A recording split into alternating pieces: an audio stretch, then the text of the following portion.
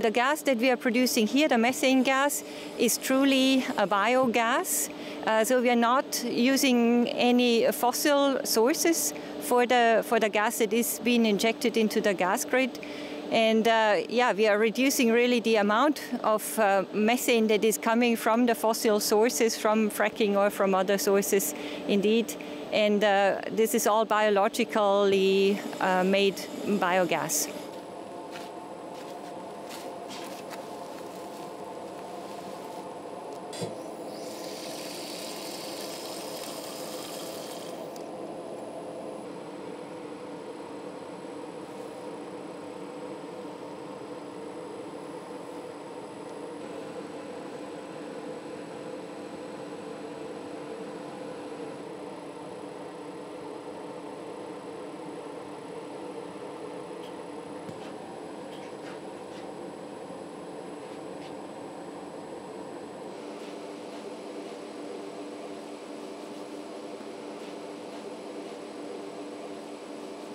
The CO2 content in the atmosphere is rising, but it should really be reduced.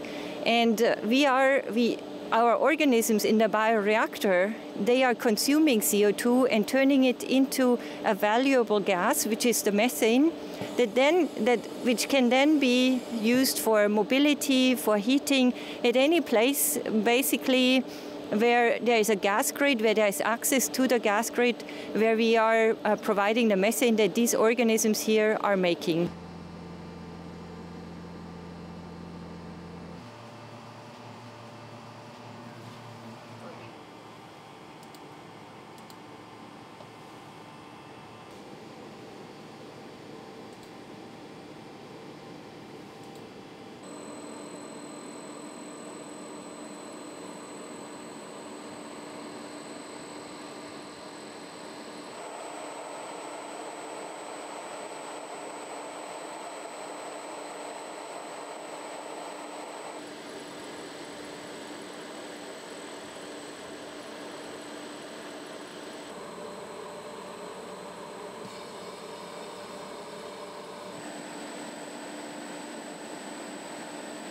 I think we have two really interesting potentials for the technology. The first is what we originally designed it for, which was to be able to store large amounts of energy in the gas grid, which is really the biggest battery that we have already built.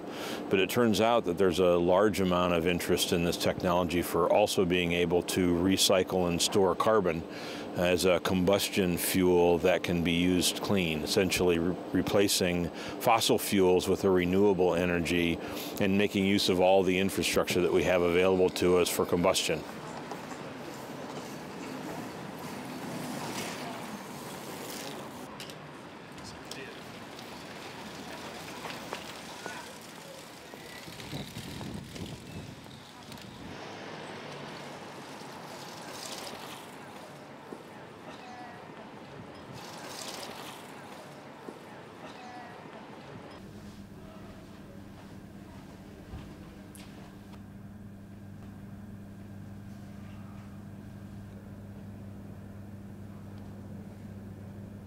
The amount of carbon dioxide emitted per unit of energy produced with gas is around half of that used for coal. So it's kind of, it's not the end goal fuel, but it's somewhere in between. And gas, it's used a lot today, and getting away from that takes a long time.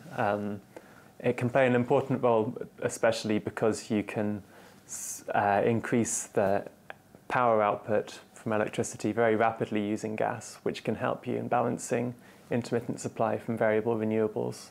So whilst in the longer term we'd expect the role to decline, I think there will be some role for some time to come.